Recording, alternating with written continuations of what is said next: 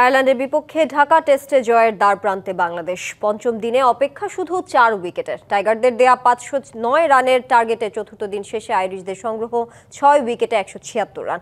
সাকিবকে টপকে দেশের হয়ে সর্বাধিক টেস্ট উইকেট নেয়ার কীর্তি গড়েছেন তাইজুল ইসলাম।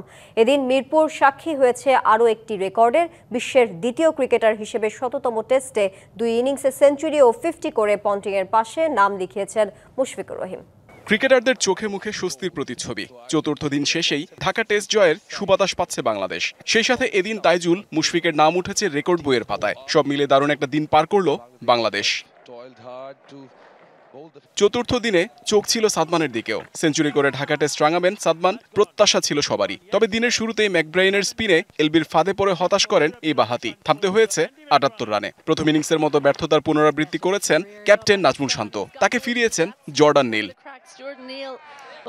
এরপর মুশফিক মুমিনুলের 123 রানের জুটি। ধীরে ধীরে চাপ বেড়েছে আইরিশ শিবিরে। নিজের ফর্ম ধরে রেখেছেন মুমিনুল। এই ইনিংসেও পেয়েছেন 50-র দেখা। লাঞ্চের পর হাফ সেঞ্চুরি করেন মুশফিকও, আর তাতেই রেকর্ড বইয়ের পাতায় নাম উঠে যায় মিস্টার ডিপেন্ডেবলের। বিশ্বের দ্বিতীয় ব্যাটার হিসেবে শততম টেস্টের 2 ইনিংসে সেঞ্চুরি ও 50 করে বিরল কীর্তি করেন মুশফিক। এতদিন এই রেকর্ড ছিল শুধু রিকি পন্টিংয়ের দখলে।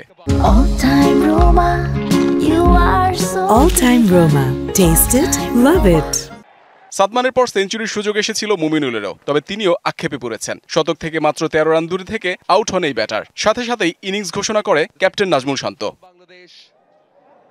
509 রানের বিশাল টার্গেটের চাপে শুরু থেকেই নড়বড়ে আয়ারল্যান্ড। নতুন বলেই ক্যাপ্টেন বালবার্নিকে আউট করে সাকিবকে টপকে টাইগারদের সর্বোচ্চ টেস্ট উইকেট শিকারীর মালিক বনে যান তাইজুল। স্টার্লিংকেও ফিরিয়েছেন এই অভিজ্ঞ স্পিনার।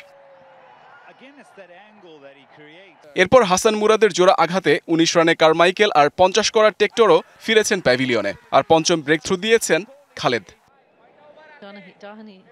শেষ বিকেলে নিজের তৃতীয় উইকেট নিয়েছেন তাইজুল। একাধিক ক্যাচ মিস না করলে হয়তো ম্যাচটা আজই শেষ করতে পারত বাংলাদেশ। Muhammad Nazim, DBC news, Dhaka.